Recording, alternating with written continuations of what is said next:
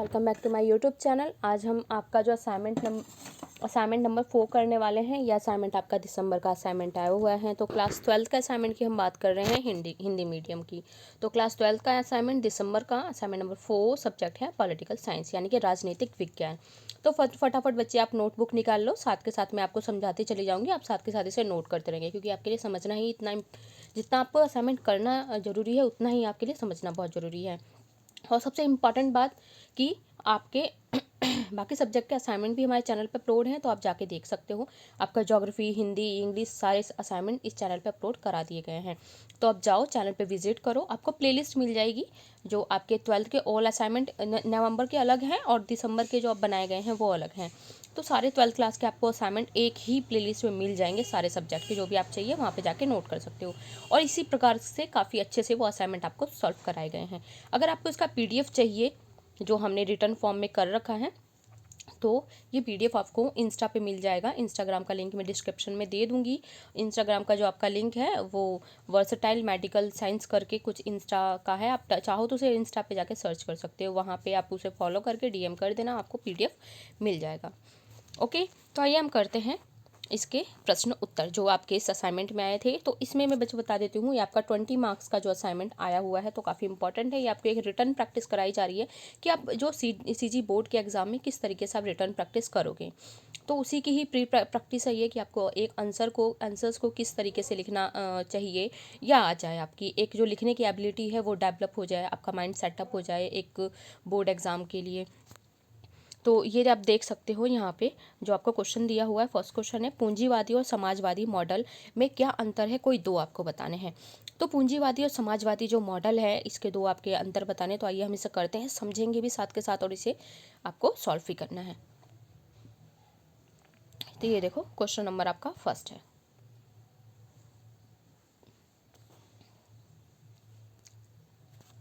Question note करोगे उसके बाद आपको उत्तर नोट करना है। पूंजीवादी और समाजवादी मॉडल में अंतर। समाजवाद एक ऐसी शासन व्यवस्था है जिसमें हर व्यक्ति क्या होता है, समान होता है। तो बच्चों इसमें आपको कोई 2 पॉइंट लिखने हैं, मैंने 3 लिखवाए, 3 में से जो आपको 2 बेस्ट लगेंगे वो लिख देना। तो सबसे ये वाला सबसे ईजी है कि समाजवाद में हर एक व्यक्ति समान होता है, लेकिन पूंजीवाद में गरीबी और अमीरी का भेद होता है। अमीर और गरीब उसमें भेद होता है, लेकिन समाजवाद में कोई भेदभाव इसमें नहीं किया जाता है। ओके, इसके बाद आपका है सेकंड पॉइंट, राज्य व्यापार आदि विषयों से दूर रहते हैं। तो ये क्या होता है, जो आपका समाजवाद है, आप ये थर्ड वाला लिख लीजिए। समाजवाद में बाजार में कोई प्रतियोगिता नहीं होती जबकि पूंजीवाद में होती है। तो सेकंड पॉइंट आप छोड़ देंगे क्योंकि इसमें आई थिंक थोड़ा पॉइंट इसका मिस है। तो समाजवाद में बाजार में कोई प्रतियोगिता नहीं होती है क्योंकि समान होते हैं, लेकिन पूंजीवाद में प्रतियोगिता होती है कि किसको प्रॉफिट कमाने के लिए, लाभ कमाने के लिए बहुत ज़्यादा इसमें प्रतियोगिताएं होती हैं। इसके बाद नेक्स्ट क्वेश्चन है आपका हरित क्रांति। तो बच्चे इसमें आपके 2 पॉइंट लिखने थे, 2 पॉइंट आप नोट कर सकते हो। एक फर्स्ट पॉइंट मैंने कराया और एक थर्ड वाला पॉइंट आप इसमें नोट कर सकते हैं। सेकंड पॉइंट में यही था, मैं आपको बता देती हूँ, सेकंड पॉइंट में यही था कि समाजवाद में जो राज्य होता है वो अपनी भूमिका निभाता है। समाजवाद में राज्य भूमिका निभाता है, लेकिन पूंजीवाद में राज्य आदि मतलब इन व्यापार के विषयों से दूर रहते हैं। अगला आपका क्वेश्चन है, हरित क्रांति क्या थी, हरित क्रांति के सकारात्मक नकारात्मक प्रभाव बताने हैं। तो देखो इसमें क्या था, हरित क्रांति में परंपरागत तरीकों के स्थान पे जो पहले से चलती हुई चीज़ें आ रही थी उन्हें हटा के कुछ नए चीज़ें लेके आए थे। तो क्या लेके आए थे, तो हरित क्रांति के बारे में थोड़ा सा बच्चों बता देते। तो हरित क्रांति की शुरुआत आपकी 1969 में हुई थी, जो कि इसको सबसे पहले अमेरिका यानी कि USA में, अमेरिका में शुरू किया था। एक जो चावल के बीजों पे इसका यूज़ हुआ था, चावल के जो बीज होते हैं उस पर इस्तेमाल किया था। और सबसे पहले इनका जो HYV सीड्स होते हैं, HYV सीड्स वैरायटी के सीड होते हैं, तो उसका इस्तेमाल सबसे पहले जो उसका यूज़ किया था, उसका आविष्कार जो किया है नॉर्मन बोरलॉग ने किया था। अमेरिका में नॉर्मन बोरलॉग ने किया था। तो यही चीज़ें देखते हुए हमारे भारत में 1969, 68, 69 के टाइम पे हमारे यहाँ पे जो आपके आते हैं डॉक्टर MS स्वामीनाथन, तो उन्होंने हमारे यहाँ पे इंट्रोड्यूस किया हरित क्रांति के लिए, जो बीजों वगैरह थे उनको इंट्रोड्यूस किया था और वहीं से शुरुआत होती है हरित क्रांति की। तो हमारे अगर हरित क्रांति के जन्मदाता मेन पूछे जाते हैं तो नॉर्मन बोरलॉग है। अगर हरित क्रांति के जन्मदाता भारत में पूछे जाते हैं तो डॉक्टर एम एस स्वामीनाथन है। मैंने लिखवा रखा है, वो आप वहाँ से नोट कर लेना उसको। कृषि में परंपरागत तरीकों के स्थान पे आधुनिक तरीकों का उपयोग हुआ था। जो मॉडर्न टेक्नोलॉजी है उसका उपयोग होने लगा। नहर और नलकूपों से सिंचाई की जाने लगी। रासायनिक खाद का प्रयोग होने लगा, जो उसमें रासायनिक खाद थी। उन्नत किस्म के बीज जैसे HYV सीड्स हो गए, आपके HYV हाई यील्ड वैरायटी के जो सीड्स हो गए उसका यूज़ किया जाने लगा। वाणिज्य की फसलों का इसमें उत्पादन किया जाने लगा। तो इससे सबसे ज़्यादा जो बेनिफिट हुआ था वो चावल और गेहूं की फसलों पे सबसे ज़्यादा बेनिफिट हुआ था। पंजाब, हरियाणा, यूपी ये ज़्यादा फले फूले थे, मतलब इनको बहुत ज़्यादा बेनिफिट हुआ क्योंकि यहाँ पे सिंचाई की व्यवस्था ऑलरेडी उपलब्ध थी। यहाँ पे नहरें भी हैं, नलकूप भी हैं, सिंचाई की अच्छी व्यवस्था थी, उन्नत व्यवस्था थी, लेकिन काफ़ी जगह पे ये फेल हो गई थी। तो आइए हम देखते हैं इसी के बारे में हम आगे पढ़ने वाले हैं। जिसमें कृषि में परिवर्तन हुआ और देश के खाद्यान्नों की उपलब्धता में वृद्धि हुई, जिसे हरित क्रांति कहा जाता है। क्लियर है। भारत में हरित क्रांति की शुरुआत डॉक्टर स्वामीनाथन ने किया था, जबकि विश्व स्तर पे इसको शुरू किया था नॉर्मन बोरलॉग ने। क्लियर है। 1966 टू 69 इसी के बीच में इसका पूरा जो इसकी शुरुआत हुई थी। इसके अब हम देखेंगे सकारात्मक परिणाम, जो आपके क्वेश्चन में पूछा गया है। तो इसमें अधिक उत्पादन होने के कारण अनाज की कालाबाजारी खत्म हो गई। तो पहले क्या होता था, अनाज को बचा के रख लेते थे, तो अनाज की कालाबाजारी करने से ये होता है कि मार्केट में जो वो वस्तु है, चावल है या गेहूं है, उसकी सप्लाई कम हो गई। सप्लाई कम होने की वजह से क्या होता है बच्चों, उसके प्राइस यानी कि कीमत बढ़ जाती थी, यानी कि महंगे दामों पे वो गेहूं चावल उपलब्ध होते थे। अब क्या है, अब अनाज ही इतना ज़्यादा होने लगा तो इसकी कालाबाजारी भी बंद हो गई। कालाबाजारी बंद हो गई तो जो कीमत बहुत ज़्यादा थी वो भी आपकी इसमें कम हो गई। इसके बाद आगे है कृषि से संबंधित वस्तुएं और मशीनें बनाने वाले उद्योगों का विकास हुआ। इससे अधिक से अधिक लोगों को रोजगार मिला। तो कृषि से संबंधित जो मशीनें बनाई गई थी, वस्तुएं बनाने जाने लगी, इनका विकास हुआ और इसमें क्या हुआ, लोग चाहिए काम करने के लिए तो लोग को रोजगार भी मिला। तो काफ़ी बहुत ईजी टॉपिक है ये हरित क्रांति, और इसमें आपको बहुत ज़्यादा बेनिफिट होता है क्योंकि ये क्वेश्चन ऐसा है, आप लिख सकते हो उसे बना के। इसका नकारात्मक परिणाम क्या है, हरित क्रांति से बड़े भूस्वामी ज़्यादा फायदे में रहे, जबकि कृषि को व्यावसायिक दृष्टि से देखा जाने लगा। धनी लोगों ने छोटे किसानों की जमीन छीनकर बड़े बड़े फार्म बना लिए। तो अभी देखो, भूस्वामी इसमें ज़्यादा फायदे में रहे थे, यानी कि जिनकी जो बड़े बड़े खेत हैं, काफ़ी ज़्यादा जिनके पास ज़मीनें थीं वो फ़ायदे में रहे थे, क्योंकि और उन्होंने जो छोटे किसान की ज़मीन थी वो छीन के उन्होंने फार्म बना लिया, फार्म पे वहाँ पे खेती करने लगे थे। शहरी जनसंख्या में वृद्धि होने लगी। क्लियर है। जिससे क्योंकि इनकी ज़मीनें छीन गई। इसके बाद ये लोग कहाँ भागे, ये शहरों की तरफ मजदूरी करने के लिए गए, क्योंकि इनको आपका शायद हिंदी का, आई थिंक आपका ये हिंदी का जो 12th का हिंदी का जो असाइनमेंट आया उसमें क्वेश्चन भी है। सी कुमार का क्वेश्चन है कि पहले एक वो किसान मजदूर था, किसान मजदूर से कैसे वो एक मजदूर बन गया।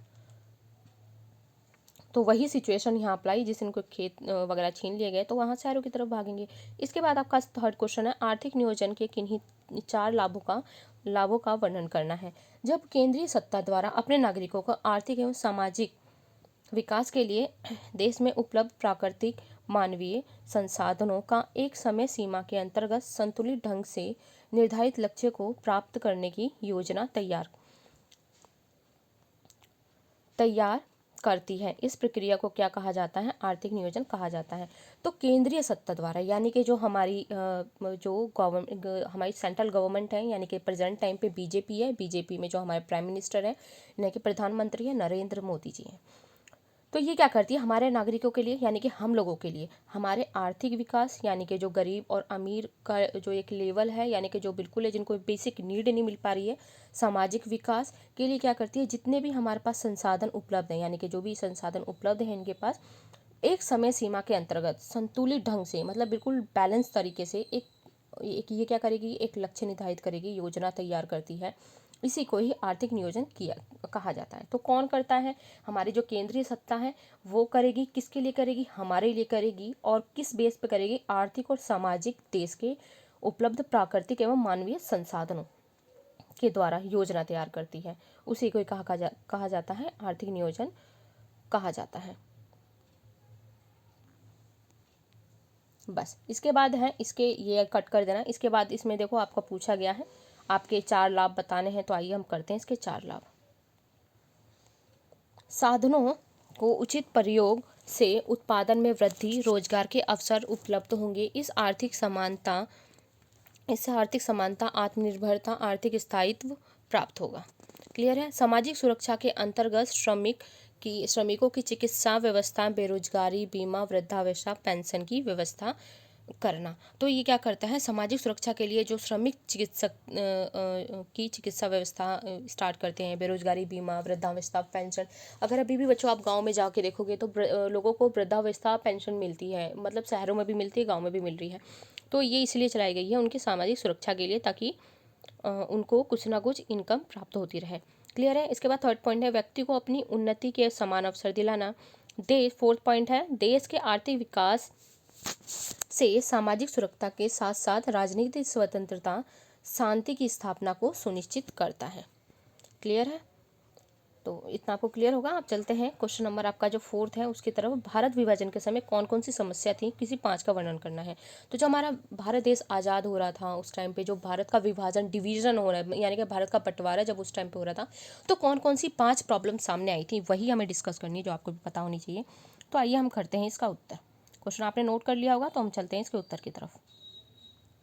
इसका फर्स्ट पॉइंट हम करेंगे, ब्रिटिश भारत में किसी भी स्थान पर पूरी तरह मुस्लिम बाहुल्य क्षेत्र नहीं थे। यद्यपि देश के पूर्व में बंगाल, पश्चिम में पंजाब प्रांत में मुस्लिम जनसंख्या का संग्रहण संकेंद्रण, इन दोनों प्रांतों को मुस्लिम जनसंख्या के आधार पर विभाजित किया जाता है। तो पाकिस्तान के 2 हिस्से होंगे, एक पश्चिमी पाकिस्तान, दूसरा पूर्वी पाकिस्तान। इन दोनों के बीच में भारत का क्षेत्र स्थित होगा। अतः विभाजन के परिणाम स्वरूप पाकिस्तान 2 हिस्से हो गए जिनका आपस में कोई संपर्क नहीं था। तो ये देखो, अब इनके पास ये प्रॉब्लम आई कि हम पाकिस्तान हम जो बंटवारा करेंगे किस बेस पे करें। तो उन्होंने ये सोचा कि हम बंटवारा इस बेस पे करते हैं कि जहाँ मुस्लिम जनसंख्या है उसे हम मुस्लिम को दे देते हैं। तो जैसे अगर हम भारत का मैप इस तरीके से ड्रॉ करते हैं, आप देखोगे हम भारत का मैप अगर इस तरीके से ड्रॉ करेंगे, हम ज़्यादा नहीं, बस जितना हमें चाहिए हम उतना ही इसको देखने वाले हैं, बस, क्योंकि हमें इतने की ही ज़रूरत है। तो ये देखो बच्चों, यहाँ पे क्या था, इधर आपका ये पड़ जाता है, ये पड़ जाता है आपका बांग्लादेश। ये कौन सा है आपका, यहाँ पे बांग्लादेश है। ये वाला एरिया मैं आपको यहाँ पे अलग कलर से शो कर देती हूँ। ये बांग्लादेश का एरिया था और ये आपका यहाँ पे पाकिस्तान। तो अब देखो बच्चों, इधर क्या होता है, आपका पूर्व है, आपको पता है, इधर होता है आपका पश्चिम। तो इन्होंने देखा अगर हम मुस्लिम जनसंख्या देखें तो आपकी इस वाले क्षेत्र पे है, बांग्लादेश में है, और इधर है आपका पाकिस्तान में। तो इन्होंने कहा था इधर वाला क्षेत्र पूर्वी पाकिस्तान हो जाएगा, इधर वाला क्षेत्र पश्चिमी पाकिस्तान हो जाएगा।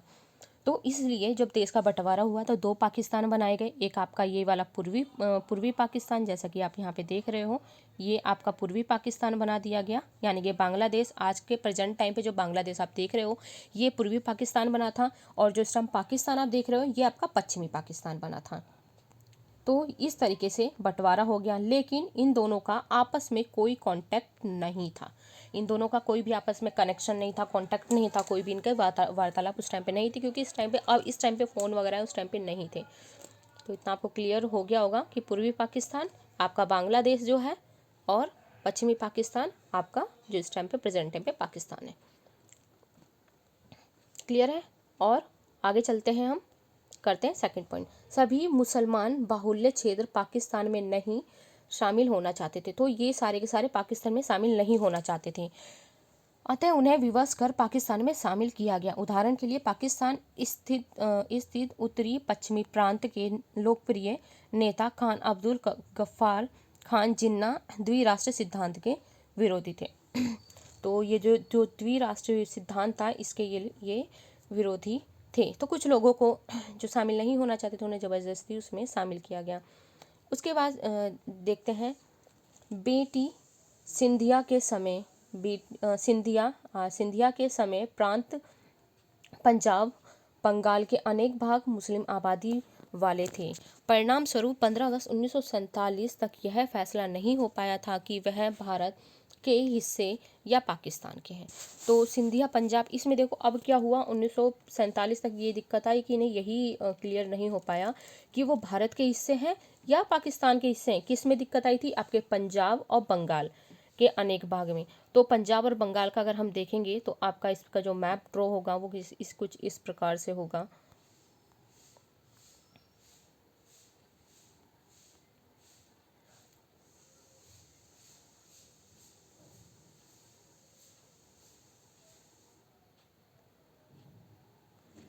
क्लियर है।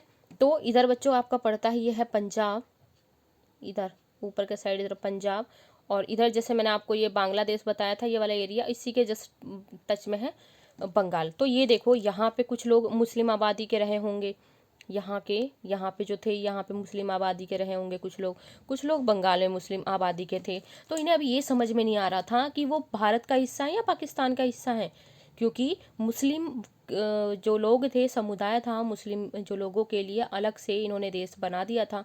लेकिन कुछ लोग जो बंगाल पंजाब में रह रहे थे, अब उन्हें ये समझ में नहीं आ रहा था कि वो भी पाकिस्तान में है या वो भारत में है। तो ये दिक्कत आई थी। तो ये देख सकते हो यहाँ आपका ये था पंजाब, आपको क्लियर होगा, ये पंजाब, और ये आपका बंगाल, पश्चिम बंगाल, जिसे आज के टाइम पे पश्चिम बंगाल बोला जाता है। ओके, इसके बाद है जब विभाजन की प्रक्रिया लागू की गई तो कई स्थानों पर सांप्रदायिक दंगे तीव्र हो गए। तो सांप्रदायिक दंगे वही होते हैं जो धर्म के नाम पे होते हैं। पाकिस्तान में बड़ी संख्या में हिंदू और सिखों की हत्या की गई। तो जब विभाजन की लागू की गई तो इतने दंगे हुए कि पाकिस्तान में जो हिंदू रह गए थे, जो सिख थे, उनकी काफ़ी हत्या कर दी गई थी। जो आप इसके लिए गदर मूवी जो है आप देख सकते हो, काफ़ी अच्छे से समझ में, पॉलिटिकल साइंस के बच्चे अगर उसे देखेंगे तो उसे बहुत अच्छे से समझ में आएगा, बहुत अच्छे से आपका कॉन्सेप्ट क्लियर हो जाएगा किस तरीके से बंटवारा हुआ था, किस तरीके से लोग जो यहाँ रह गए कुछ वहाँ पहुँच गए। तो काफ़ी प्रॉब्लम फेस करनी पड़ी थी, एक बहुत बेकार दौर था वो भी। सीमा के दोनों तरफ अल्पसंख्यक पर जिन पर बंटवारे के बाद हमले होने लगे, फलस्वरूप उनको न चाहते हुए दूसरे बहुसंख्यक वाले क्षेत्र में जाना पड़ा। अब देखो कुछ लोग ऐसे थे जिनको कोई जिनके मन में ये नहीं था कि हमें इस देश में जाना है, उस देश में रहना है, ये मतलब जो भी समथिंग था, लेकिन उन लोगों को इस वजह से अपना जो जहाँ वो रह रहे थे, जो जो जगह उनको बहुत प्यारी थी, जहाँ पहले से रह रहे थे, उन्हें वो स्थान छोड़ के दूसरी जगह जाना पड़ा। जैसे एग्जाम्पल फॉर भारत में रहने वाले अगर कुछ मुस्लिम थे तो उन्हें पाकिस्तान जाना पड़ा, जबकि वो भारत देश में सही तरीके से रह रहे थे और उनके मन में ऐसा कुछ भी नहीं था कि बंटवारा हो और इस तरीके से हमें जाना पड़ेगा। तो मजबूरन लोगों को देश छोड़ना पड़ा था। तो काफ़ी अच्छा क्वेश्चन था, ये बहुत इंपॉर्टेंट था। तो आइए करते हैं क्वेश्चन नंबर आपका 5th। कहा जाता है कि राष्ट्रव्यापक अर्थ में कल्पित समुदाय होता है और सर्वमान्य विश्वास, इतिहास, राजनीतिक आकांक्षा, कल्पना उसे एक सूत्र में बांटता है। उन विशेषताओं को पहचान करें जिनके आधार पर भारत एक राष्ट्र है। तो अब देखते हैं, कुछ पॉइंट वाइज चलेंगे। पहला पॉइंट यही है, सामान्य मातृभूमि। तो अपनी मातृभूमि अर्थात अपने जन्म के स्थान से प्यार होना स्वाभाविक है, ये तो है। आपको अपने जन्म स्थान से प्यार है, यानी कि जहाँ आप रहते हो आपको वो स्थान अच्छा लगता है। अगर कोई आपको एकदम से कहे छोड़ने के लिए, आप नहीं छोड़ सके। एक ही स्थान या प्रदेश पर जन्म लेने वाले व्यक्ति मातृभूमि से प्यार करते हैं और इस प्यार के कारण वे आपस में एक भावना के अंदर बन जाते हैं। भारत में लाखों की संख्या से सिख इंग्लैंड, कनाडा, दूसरे देशों में गए हुए हैं। क्लियर है। इसके बाद आपका है भौगोलिक एकता। भौगोलिक एकता में भी राष्ट्रवाद का विकास होता है। जब मनुष्य कुछ समय के लिए एक निश्चित प्रदेश में रह जाता है तो उसे उस देश से प्रेम हो जाता है, और यदि उसका जन्म भी उस प्रदेश में हुआ हो तो प्यार की भावना और तीव्र हो जाती है। इसके बाद है सामान्य इतिहास। सामान्य इतिहास भी भारतीय राष्ट्र का महत्वपूर्ण तत्व है। जिन लोगों का सामान्य इतिहास होता है उनमें एकता की भावना का आना स्वाभाविक है। ओके, इसके बाद है भारतीय राष्ट्र के लिए सामान्य हित महत्वपूर्ण तत्व है। यदि लोगों को सामाजिक, आर्थिक, राजनीतिक तथा धार्मिक हित समान हो तो उनमें राष्ट्र की उत्पत्ति का होना स्वाभाविक होता है। 18वीं शताब्दी में अपने आर्थिक हितों की रक्षा के लिए विभिन्न राज्य आपस में जो संगठित हो गए थे। तो बच्चों आज की यहाँ पे जो आपका असाइनमेंट है इसका एंड होता है यहाँ पे। तो आई होप आपको अच्छी लगी होगी। मैं हूँ नीरज, जो आपको ये सारे के सारे असाइनमेंट सॉल्व करवा रही हूँ। मेरा नाम नीरज है। तो आई होप आपको सारी की सारी जो असाइनमेंट्स हैं आपको सही लगे होंगे, अच्छे लगे हों। तो प्लीज़ कमेंट करके ज़रूर बताना कि आपको हमारा एक्सप्लेनेशन का तरीका, इतना डेडिकेशन आपको कैसा लग रहा है, क्योंकि हम एक एक चीज़ों का PDF बना के आपको प्रोवाइड करा रहे हैं विद एक्सप्लेनेशन। और बाकी सब्जेक्ट के भी आपके जो बाकी सब्जेक्ट्स हैं आपके, तो उसके असाइनमेंट अपलोड हो चुके हैं, ज्योग्राफी के, इकोनॉमिक्स के, इंग्लिश के, हिंदी के, तो सारे असाइनमेंट अपलोड हैं, उसे देखें, अपने दोस्तों के साथ भी शेयर करें, यानी कि साझा करें, दूसरों को भी भेजें कि यहाँ पे असाइनमेंट किस तरीके से कराए जा रहे हैं। तो प्लीज़ बच्चे कमेंट, लाइक और शेयर ज़रूर करना, कमेंट करके ज़रूर बताना कि आपको हमारी कराया हुआ असाइनमेंट कैसा लग रहा है। आगे भी जो भी आपके असाइनमेंट वगैरह होंगे वो भी हम प्रोवाइड कराएंगे, तो ज़रूर से लाइक करना, शेयर करना और कमेंट ज़रूर करना बच्चों, क्योंकि बहुत मेहनत लगती है एक मतलब एक पीडीएफ तैयार करने में। इसको पूरा तैयार करने में पूरा हाफ आवर से ज़्यादा एक्स्ट्रा टाइम लग जाता है, ताकि आपको एक एक चीज़ एक्यूरेट मिले, परफेक्ट मिले और परफेक्ट तरीके से समझाया भी जाए। जैसा कि देख सकते हो 20 मिनट हो चुके हैं इसको एक्सप्लेन करते करते, तो आपके लिए भी काफ़ी बेनिफिट होगा, हमारे लिए भी काफ़ी बेनिफिट होगा। तो मिलेंगे नेक्स्ट वीडियो में नेक्स्ट असाइनमेंट के साथ। अब तक good bye, take care and thank you so much for watching my video, and please subscribe, share, like and comment.